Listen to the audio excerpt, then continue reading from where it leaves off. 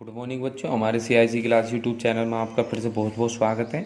आज हम आपके लिए विज्ञान में लेकर आए हैं सेल का आंतरिक प्रतिरोध। सेल का आंतरिक प्रतिरोध क्या होता है? देखो, सेल के आंतरिक प्रतिरोध से पहले हम क्या करते हैं, सेल पर चर्चा कर लेते हैं। सेल सेल क्या होता है? देखो, सेल क्या होता है? सेल वह प्रक्रिया होती है या वह उपकरण होता है जो रासायनिक ऊर्जा को वैद्युत ऊर्जा में रूपांतरित कर देता है। जैसा हमने मान लेते हैं, देखो ये एक सेल ले लेते हैं, इस तरह हमने थोड़ा डायग्राम बनाया है। ये एक सेल ले लेते हैं।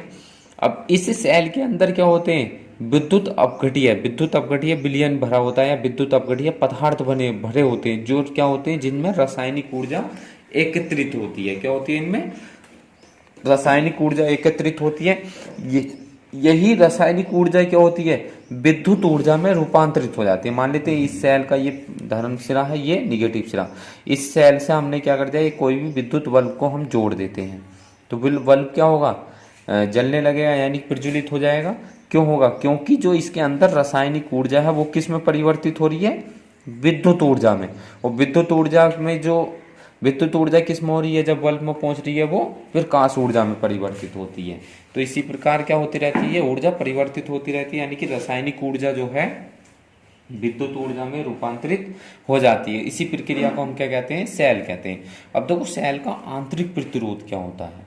अभी हमने बताया था इसमें कि इसके अंदर क्या होते हैं, विद्युत अपघट्य विलयन भरे होते हैं। क्या होते हैं? विद्युत अपघट्य रासायनिक पदार्थ भरे होते हैं। जो रासायनिक पदार्थ भरे होते हैं उन्हीं हम क्या बोल देते हैं, विद्युत अपघट्य पदार्थ बोल देते हैं इसमें।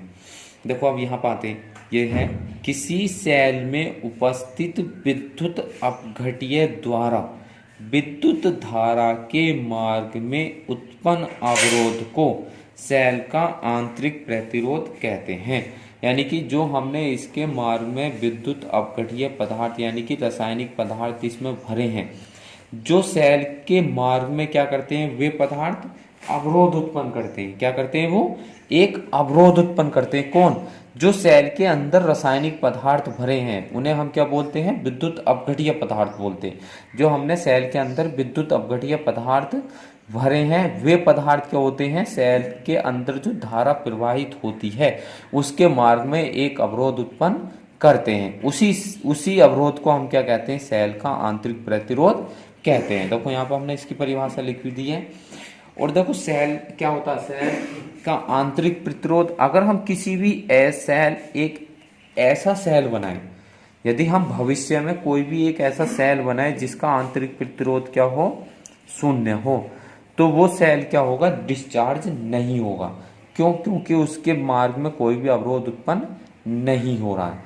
तो इस डिस्चार्ज किसके कारण होता है, वो जो विद्युत अपघट्य पदार्थ जो होते हैं उनके मार्ग में जो अवरोध उत्पन्न होता है उसी के कारण क्या होता है, वो सेल डिस्चार्ज यानी कि क्या बोलते हैं, जिसको हम बोल देते हैं डाउन हो गया।